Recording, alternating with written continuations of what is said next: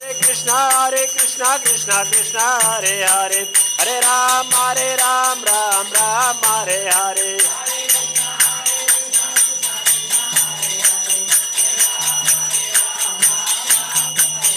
Hare Krishna, Krishna Krishna, Hare Hare, Hare Ram, Ram Ram, Hare Hare.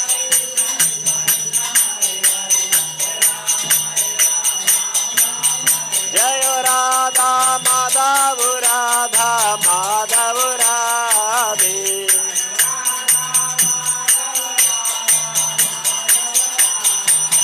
Jai Radha Madan Mohan Radha Madan Mohan Radhe.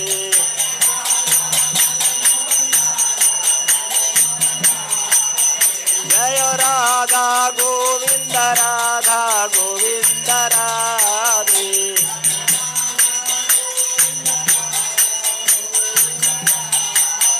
Jai Radha Gopinath Radha Gopinath Radhe.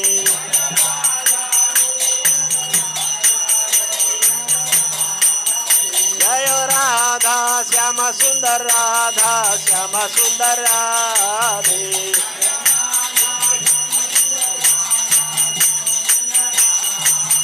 Jayo Jagannatha Jayo Jagannatha Baladeva Jaya Subhadra.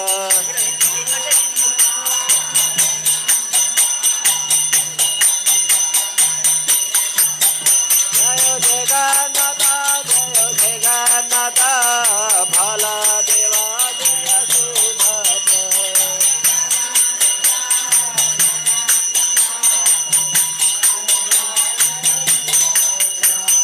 Jagannatha Swami Nayana Patagami Bhavatune.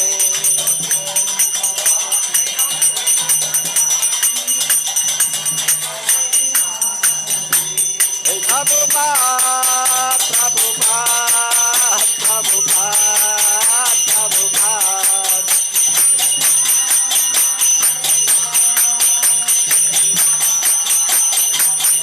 Jaya Jaya Prabhupada, Prabhupada, Prabhupada, Jaya Jaya Prabhupada.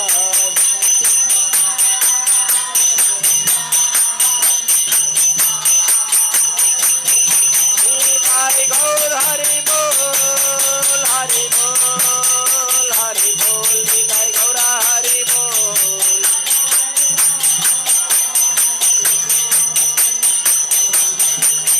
Nitai Gaur Hari Bol, Hari Bol, Hari Bol, Nitai Gaura Hari Bol.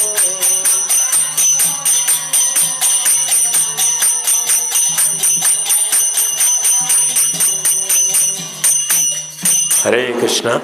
Bhagavad Gita యథాతథము తమ అధ్యాయం పేరు కురుక్షేత్ర రణరంగమున సైనిక పరిశీలనము. శ్లోకము 23. శ్లోకము యోచ్చమానానవేక్షేహం య ఏతేత్ర సమాగత ధార్తారాష్ట్రస్య దుర్బుద్ధే యుద్ధే ప్రియచికీర్చవ.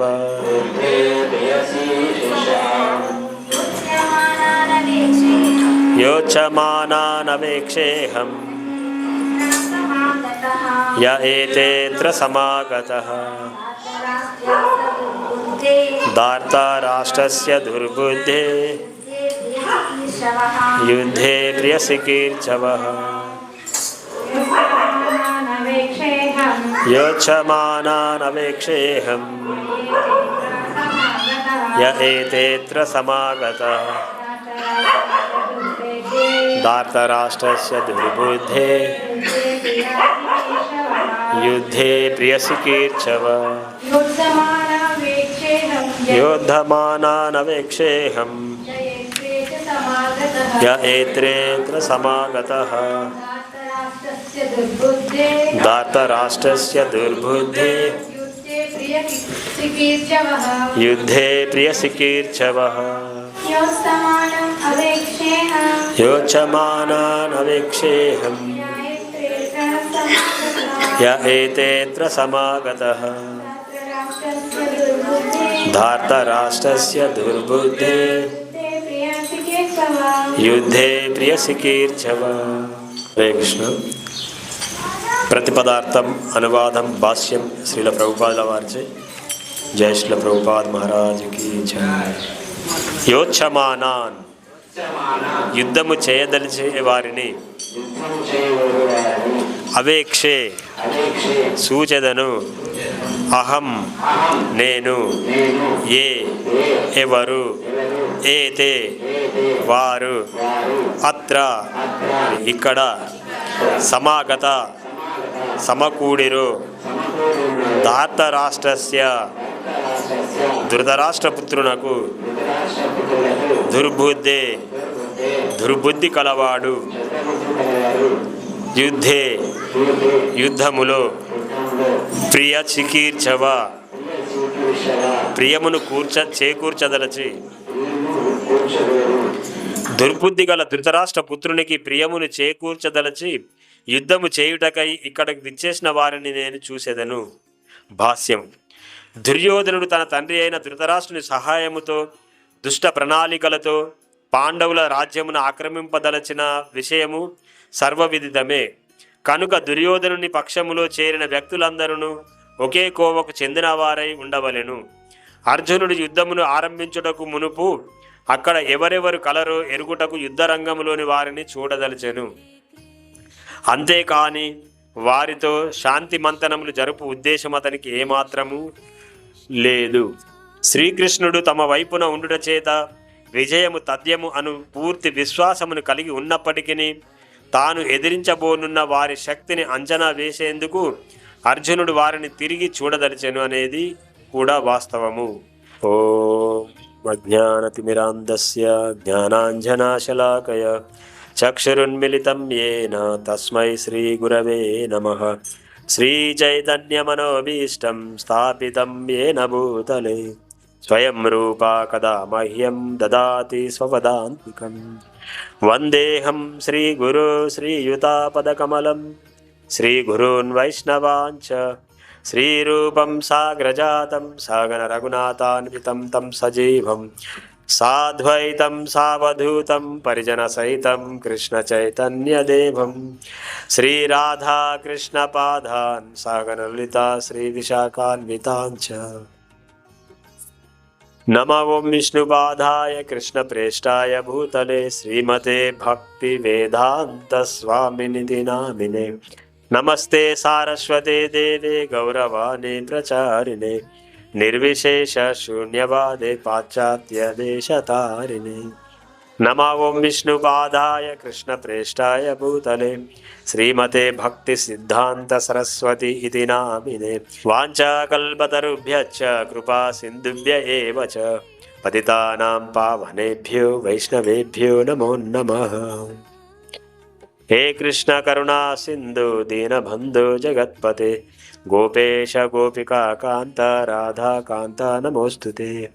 తప్త కాంచన గౌరాంగి రాధే బృందావనేశ్వరి వృషభానుసుతే దేవి ప్రణమామి హరిప్రియే. జై శ్రీకృష్ణ చైతన్య ప్రభు నిత్యానంద శ్రీ అద్వైత గదాధర్ శ్రీవాసాది గౌరభక్త బృంద. హరే కృష్ణ కృష్ణ కృష్ణ హరే హరే హరే రామ రామ రామ హరే హరే. కృష్ణ వాసుదేవాయ దేవకీ నందనాయ చ నందగోపకుమారాయ గోవిందాయ నమో నమః. ఈ అధ్యాయం మొత్తము కురుక్షేత్ర రణరంగమున సైనిక పరిశీలనం అంటే యుద్ధ రంగములో ఇరుపక్షాల వైపున గల సైనికుల యొక్క కూర్పు అంటే ఏర్పాటు ఎలా జరిగిందనేది ఈ అధ్యాయంలో ప్రభుపాదుల వారు తమ భాష్యం ద్వారా వివరంగా వివరించారన్నమాట. దుష్టబుద్ధి అంటే ఏంటి? దుర్బుద్ధి, దుష్టబుద్ధి అంటే ఏంటి? వాటికి అర్థం దుష్టబుద్ధి అంటే ఏమంటారు? చెడు ఆలోచనలతో ఇతరులకి హాని చేసే ఆ ఆలోచన ఉండడాన్ని దుర్బుద్ధి లేదా దుష్టబుద్ధి అంటారు. దుష్ట అంటే చెడు, దురు అంటే చెడు ఆలోచనలు. ఈ ఆలోచన ఎవరికి ఉంది? దుర్యోధనుడికి మరియు ధృతరాష్ట్రునికి, కౌరవ పక్షంలో ఉన్నటువంటి సైనికులకి కూడా కొంతమందికి అలాంటి ఆలోచన ఉంది. అందరికీ ఆ దుర్బుద్ధి దుష్ట ఆలోచన కౌరవ సైన్యంలో ఉన్న అందరికీ ఉందా? లేదు. కొంతమంది దాంట్లో మంచి ఆలోచనలు ఉన్నవారు కూడా ఉన్నారు. కానీ వారు మరి కౌరవ పక్షంలో ఎందుకున్నారు? వారు పాండవ పక్షం వహించచ్చు కదా. దుర్యోధనుడు వారికి ఏదో రకంగా మేలు చేకూర్చాడు కాబట్టి వారు ఇష్టం లేకపోయినా కౌరవ పక్షంలో యుద్ధం చేయడానికి నిశ్చయించుకున్నారు అన్నమాట. ఇప్పుడు ఉదాహరణకి నాకెవరైనా ఒక గొప్ప మేలు చేశారనుకోండి, ఇంకొకరు నాకు కీడు చేయడానికి ప్రయత్నం చేస్తారు. మేలు చేసినప్పుడు ఆయన చెడు పని చేసినా కూడా నాకు ఇష్టం లేకపోయినా ఏం చేయాలి? నేను ఆయన వైపునకే ఉండాలి, ఆయన వైపునే మాట్లాడాలి. ఇష్టం లేకపోయినా కూడా కొన్ని సందర్భాలలో అలాంటి పరిస్థితులు అందరికీ సంభవిస్తాయి. బయట చూస్తుంటాం మనం.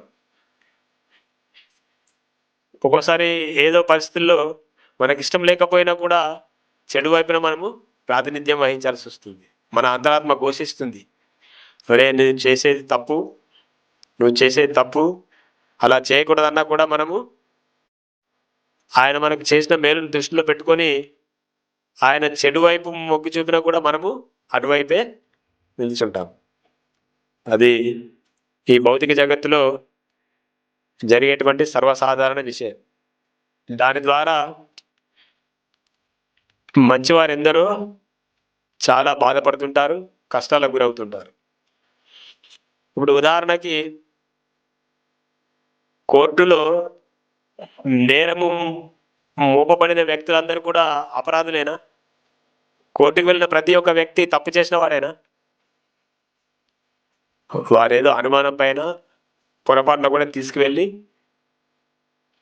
వారిని నేరస్తులనప్పుడు మనం అనడానికి వీల్లేదు, అనుమానితులు మాత్రమే వాడు. ఎప్పుడైతే కోర్టులో నేరము రుజువవుతుందో అప్పుడే ఆయన అపరాధి, నేరస్తుడు. కానీ కొన్ని సందర్భాలలో తప్పుడు అభియోగాలు మోపి తప్పుడు ఆధారాలతో తప్పు చేయని వ్యక్తిని కూడా నేరస్తునిగా నిరూపిస్తారు కోర్టులో. జరుగుతుందా లేదా? అది సాధారణంగా మనం చూస్తుంటాం, ఎన్నో సినిమాలలో చూస్తుంటాం, బయట కూడా చాలా జరిగేవి అట్లాంటివి జరుగుతుంటాయి. మరి అలా ఎందుకు జరుగుతుంది? ఒక సంఘంలో పరపతి, డబ్బు, హోదా, పలుకుబడి కలిగిన వ్యక్తులు ఏదైనా పొరపాటు చేసినప్పుడు దాని నుంచి తప్పించుకోవడానికి ఏం చేస్తారు? ఎవరో ఒకరి అమాయకుల్ని దాంట్లో ఇరికిస్తారు. తమ పలుకుబడిని ఉపయోగించి దాంట్లో ఇరికించడానికి, ఆ కేసులో ఇరికించడానికి ప్రయత్నం చేస్తుంటారు. అట్లా దుష్ట ఆలోచనలు కలిగినటువంటి ఈ దుర్యోధనుడు చేసే ప్రతి కార్యం వలన ఎక్కువగా సమస్యలు ఎదుర్కొన్నది ఎవరు? పాండవులు. మరి పాండవులు దుర్యోధనుడికి ఏమవుతారు? వాళ్ళు ఏమవుతారు మాతది? పాండవులు కౌరవులు ఏమవుతారు? అన్నదమ్ముల కుమారులు.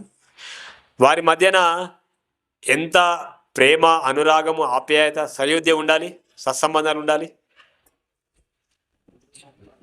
ఉన్నాయా? పాండవుల వైపు నుంచి వారు ఎప్పుడు కూడా ఇతరులతో వైరము కానీ, విరోధము కానీ, క్రోధము కానీ అలాంటివి ఏవి చూపించలేదు వారి వైపు నుంచి. కానీ దుర్యోధనుడి వైపు నుంచి ధృతరాష్ట్రుని వైపు నుంచి మొత్తం ఆలోచన కూడా అదే ఉంది వాళ్ళకి. మరి ఇద్దరి మధ్యన మంచి సత్సంబంధాలు, అనురాగం, ప్రేమ, ఆప్యాయత ఉండాలంటే ఆ చెడు ఆలోచన లేకుండా ఇద్దరి మధ్యన మంచి ఆలోచనలు ఉండాలి. అప్పుడే వారి మధ్యన సత్సంబంధాలు అనేటివి నెలకొంటాయి. కానీ ఒకవైపు నుంచి వస్తే ఏమవుతుంది? అది సత్సంబంధాల్ని దూరం చేస్తుంది, మరియు సంబంధాల్ని చెడగొట్టి వారి మధ్యన ఆ సంబంధాలు అనేటివి పూర్తిగా విడిపోతాయి అన్నమాట, సత్సంబంధాలు. ఇక్కడ దుర్యోధనుడు మొత్తము వీళ్ళు వనవాసం నుంచి తిరిగి వచ్చిన తర్వాత వాస్తవంగా ఆ రాజ్యం ఎవరికి అప్పగించాలి?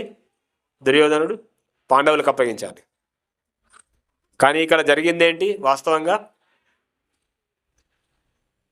అసలు ఇవ్వనన్నాడు. పాండవులు వారు రాజీపడి కనీసము 5 ఊర్లు ఇవ్వమన్నారు, ఒక్కొక్కరికి ఒక్కొక్క ఊరు. అప్పుడు దుర్యోధనుడు ఏమంటాడు? ఒక మాట అంటారు అన్నమాట. అక్కడ చెప్పండి, ఏమంటారు? 5 ఊర్లు కాదు కదా, సూది మనం మోపినంత జాగా కూడా, స్థలం కూడా ఇవ్వనంటాడు.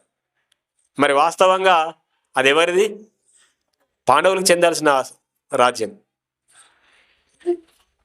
కానీ దానిపైన వారికి హక్కు లేకుండా చేయడానికి దుర్యోధనుడు నేను ఏ మాత్రం కూడా స్థలము ఇవ్వను అని కరాఖండిగా చెప్పేస్తారనమాట. ఆ ఒక్క మాటతో ఏం జరిగింది అక్కడ? అన్ని సంధి ప్రయత్నాలను బెడిసి కొట్టిన తర్వాత చివరికి యుద్ధము అనివార్యమైనప్పుడు ఇంకా ఇరు సైన్యంలో ఉన్నటువంటి సైనికులంతా కూడా యుద్ధ రంగానికి విచ్చేసిన తర్వాత అర్జునుడు శ్రీకృష్ణుని రసదారధిగా ఉండమని కోరుకుంటాడు. దుర్యోధనుడు ఏం కోరుకుంటారు? మనం ఇంతకుముందు కూడా చర్చించాం. ఏం కోరుకుంటాడు? నారాయణి సేన. అది అంతులేని సైన్యం అనమాట. అది నారాయణి సేన అంటే అది ఎవరిది సేన?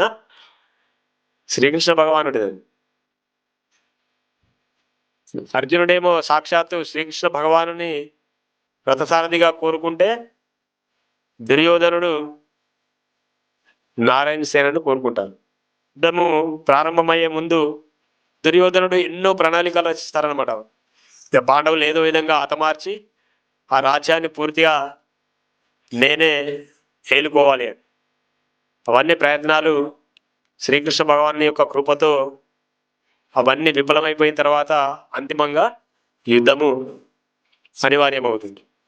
మరి శ్రీకృష్ణ భగవానుడు ఈ యుద్ధాన్ని ఆపలేడా? వాళ్ళందరినీ సంహరించాలంటే ఆయనకు ఒక పెద్ద లెక్కే కాదు అది. ఎక్కడి వారిని అక్కడే ఉన్న బలంగా ఉన్న ప్రాంతంలోనే ఆయన ఒక సైగతో కూడా మొత్తం ప్రపంచాన్నే విధ్వంసం చేయగల ఆ సర్వశక్తిమంతుడు శ్రీకృష్ణ భగవానుడు. కానీ ఇదంతా ఎందుకు చేశారు శ్రీకృష్ణ భగవానుడు? ఆ కాలంలో పరంపర అంటే మనకు ఈ జ్ఞానము అనేది గురు పరంపర నుంచి వచ్చిందనమాట. మధ్యలో ఆ పరంపర అనేది కట్ అయిపోయింది, అది తెగిపోతే మళ్ళీ ఆ తెగిపోయినటువంటి ఆ పరంపరని తిరిగి స్థాపించడానికి శ్రీకృష్ణ భగవానుడు స్వయంగా కురుక్షేత్ర రణరంగంలో అర్జునుని మధ్యవర్తిగా చేసుకొని తిరిగి ఆ పరంపరని కొనసాగించడానికి స్థాపించడానికి మనకి భగవద్గీతను బోధించారన్నమాట. అర్జునునికి పూర్తి విశ్వాసం. ఈ భగవద్గీతలో కూడా ఒక శ్లోకం ఉంటుంది, ఆఖరిలో వస్తుంది అనమాట. అది యత్ర యోగేశ్వర కృష్ణ యత్ర పార్థో ధనుర్ధర తత్ర శ్రీ విజయోద్భూతిర్ ధ్రువ నీతిర్ మతిర్మమ. ఎక్కడైతే యోగేశ్వరుడైన కృష్ణుడు ధనుర్ధారి అయిన అర్జునుడు నెలకొని ఉంటారో అక్కడే విజయము, నీతి, సంపద, ఐశ్వర్యం అన్నీ కూడా అక్కడ కొలువై ఉంటాయన్నమాట. ఎందుకంటే భగవంతుడి దగ్గర ఎవరుంటారు? నారాయణుడి దగ్గర ఎవరు